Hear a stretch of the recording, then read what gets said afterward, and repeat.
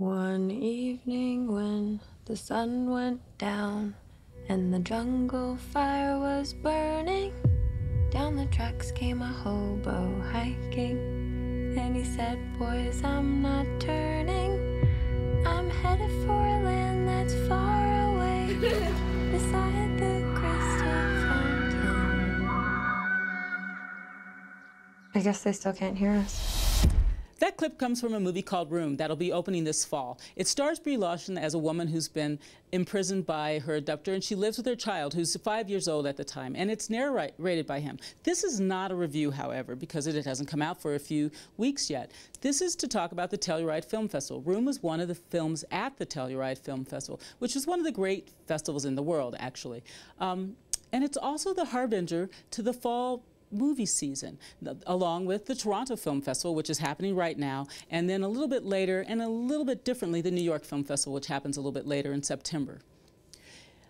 At the end of the film festival, IndieWire asked a bunch of critics, including myself, what we thought the best performances were, the best director, the best narrative feature, et cetera, et cetera.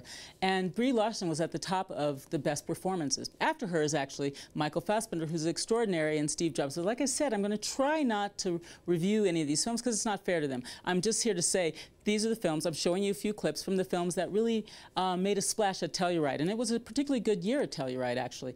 And these are all films that you're going to be able to see in the fall. So it's just a little bit like a fall preview even, which is very unusual for us, but I think it's a great way to go.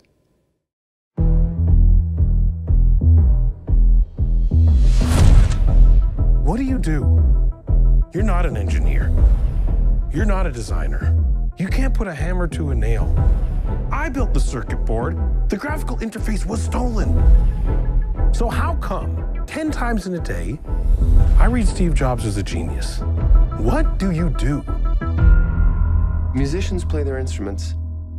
I play the orchestra.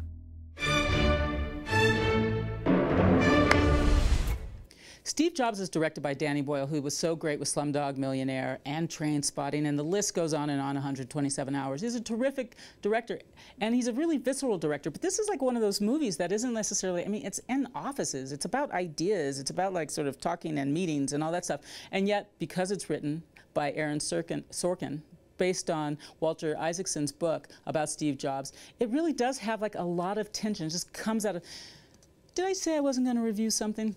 I need to shut up, but you can tell that I'm excited about this film, and part of it is because Michael Fassbender, whom we all know is a really talented actor, just gets better and better and better, and he delivers an unlikable but compelling character in this one.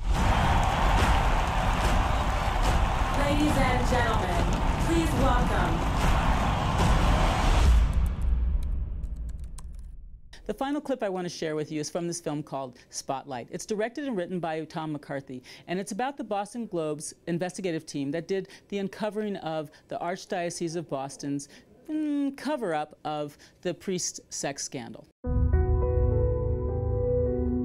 I know there's things you cannot tell me, but I also know there's a story here, and I think everybody will hear about it. Do you think your paper has the resources to take that on? I do. Do you? The Boston priest molested kids in 6 different parishes over the last 30 years. The church found out about it and did nothing. We haven't committed any long-term investigative resources to the case. No, we haven't. And that's the kind of thing your team would do. Spotlight? Guys, listen. Everybody's going to be interested in this. Obviously, the church will fight us very hard. Trying to get some background information. I don't want you recording this in any way, shape, or form. Nothing. We understand you've settled several cases against the church. I can't discuss that. There aren't any records of any of these settlements. Nope. When you're a poor kid from a poor family, and when a priest pays attention to you, it's a big deal. How do you say no to God?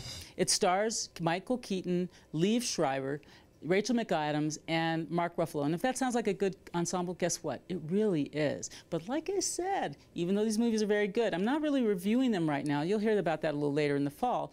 I'm just saying that the Telluride Film Festival, if it's a harbinger, and it often is, of what we're going to be talking about through the Oscar season, then these are some of the movies that were there, and they were really deserving. There's some other ones, too, that you might want to know about. There's one called Beast of No Nation, starring Idris Elba as a sort of commandant in this unnamed West African country, but it's really about children soldiers, and it's pretty darn harrowing. That was a great one. Another one that's really worth knowing about is Todd Haynes's Carol, which was at the Cannes Film Festival. It stars Cate Blanchett and Rooney Mara. So, you know, like I said, it's unusual for us to do a film festival preview or a review, but I think it was really worth it because now you're going to know a little bit more about the fall. And honestly, I think we're going to return to this structure at a point when we do the Denver Film Festival, which isn't until the beginning of November. But you know what? Got to get ready because it's going to be fun. That's it for this week. Look forward to seeing you next.